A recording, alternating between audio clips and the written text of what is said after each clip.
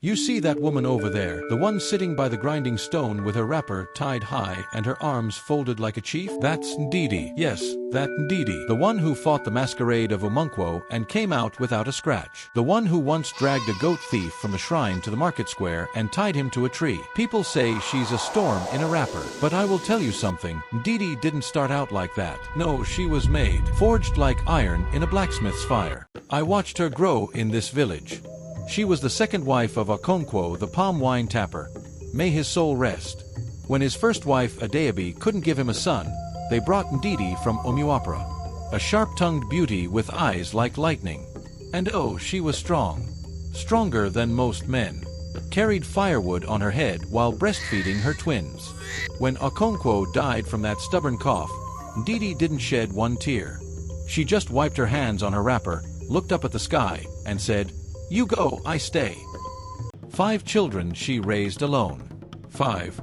She built her own poultry, planted cassava, and even helped re-roof the community hall.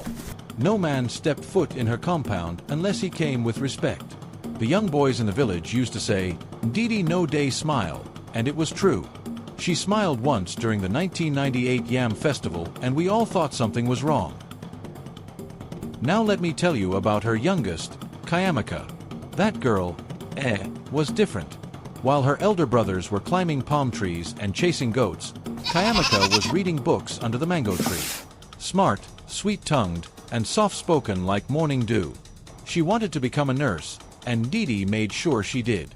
Sold 3 of her goats and half her yam harvest to send her to nursing school in Enugu. Everyone said, "This one will shine." And shine she did. She came back after 5 years with her certificate and a new accent. Small 1-0, not too much. But more than the certificate, she came back with a man. Now listen well, because this is where the fire started. The man's name was Ejee. City boy, clean like new chalk, beards trimmed like he had mirror inside his pocket. He came with shiny shoes and a polite voice that made the village girls blush. But not Ndidi. No, when she saw him, she just squinted and said, "He looks like someone who doesn't know how to use cutlass." Ejee brought gifts, rice, malt, even perfume, and asked for Kayamaka's hand. He knelt, greeted, poured libation, even greeted the ancestors by the Irako tree. Tradition he followed, I won't lie. But Ndidi, she didn't smile. Not once. "City boys are full of sugar and lies," she said to me one evening while we shelled a goosey under the moonlight. "They don't know how to handle women like me. Talk less of women like my daughter." Still, she agreed to the marriage. Maybe for peace. Maybe for pride. Maybe because her Kayamaka, for once, looked happy. The wedding was loud.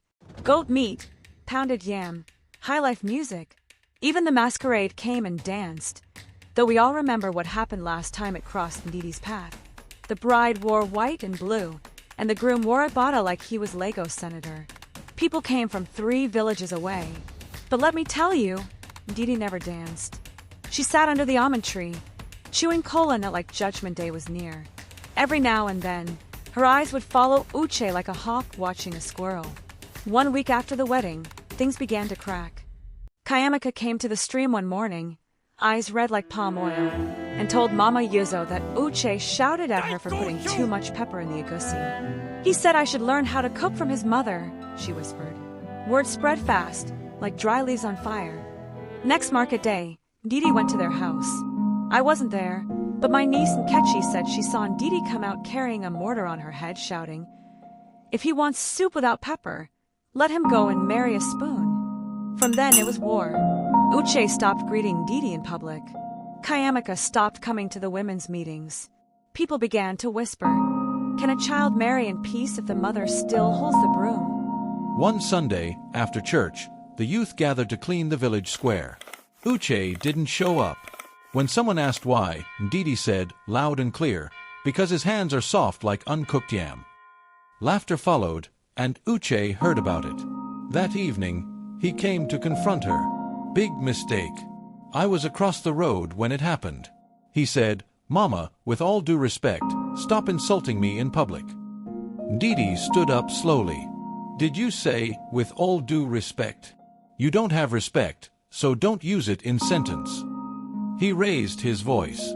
She raised her hand. slap. No. She didn't touch him. But her words, sharp like broken bottle. I carried my daughter for 9 moons, fought death to raise her. Who are you? Just man with city shoes and soft voice.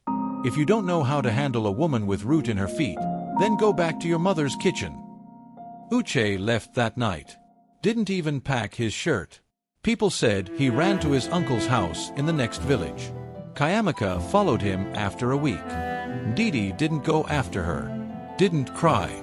Didn't shout. But she stopped coming out in the evenings. Her mortar lay untouched. Her compound was quiet. Too quiet. 1 moon later, Kayamaka came back. Alone. She walked into her mother's house with her head down. Ndidi didn't say a word. Just brought out a bowl of hot yam and egusi and placed it on the mat. They ate in silence. That night, I heard her praying. Ndidi, the woman of fire, her voice soft like tired rain. She said, Lord, teach me how to bend without breaking. Teach me how to hold my daughter without holding her back. The next morning, she tied her wrapper, fetched her hoe, and joined the women in the cassava field. And when someone greeted her, she smiled. Yes, Ndidi smiled. That's when we knew. The fire was still there, but it had learned to warm, not burn. So when next you see a woman like Ndidi, don't just fear her thunder. Look closer. Sometimes, behind fire, there's a heart just trying to protect its light from the wind.